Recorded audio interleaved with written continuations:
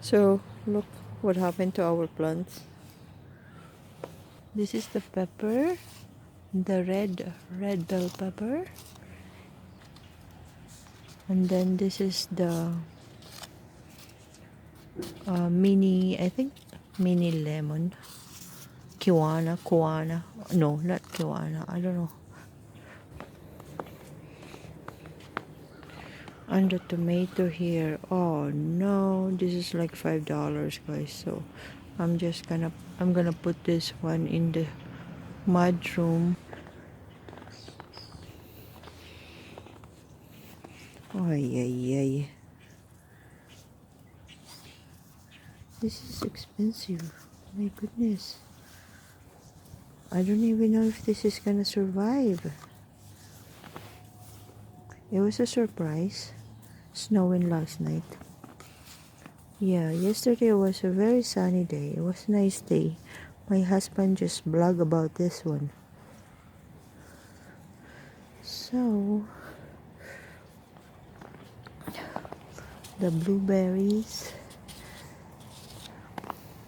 It's not really that cool. Ayan. Hey, Max, what are you doing? So, ito guys, yung garlic. Ay, ay, ay. Kala no kung mag-survive din to siya. Ulan ng ulan. My goodness. Hindi ko pa nga nalilinisan yung mudroom eh. Yung paw print ni Max. Hey, Max. Kasi minsan iniiwan lang namin siya dito for a few minutes until he's done with his business. So, where is he? Hey, bud. Hey, Max. You go, baby. Hey. Oh my God, nagdig na naman siya. Dinidig niya yung roots. Ayan, oh, kala niya kasi stick. Yung pala roots. Hey, Max.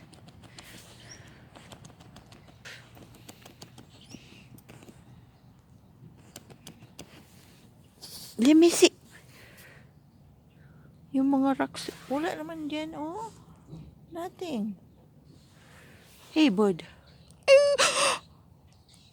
Oh my. Max. Wala, paliguan ko na naman tong aso na to.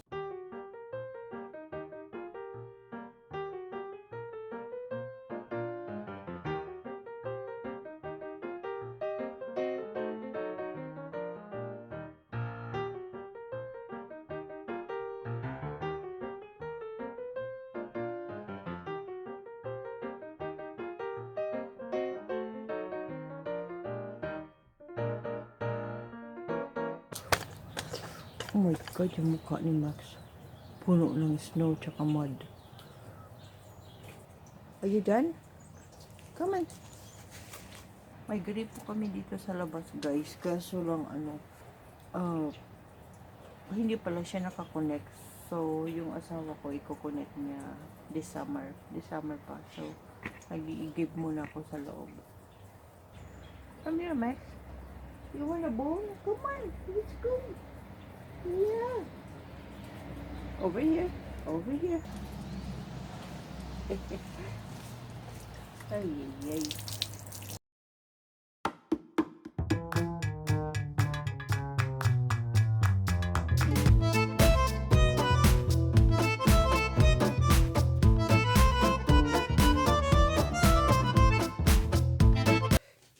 You go to the bathroom, okay? Bathroom. Bathroom. There you go. Kasi i-blower ko pa siya, guys.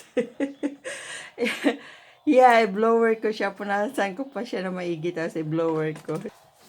Come here.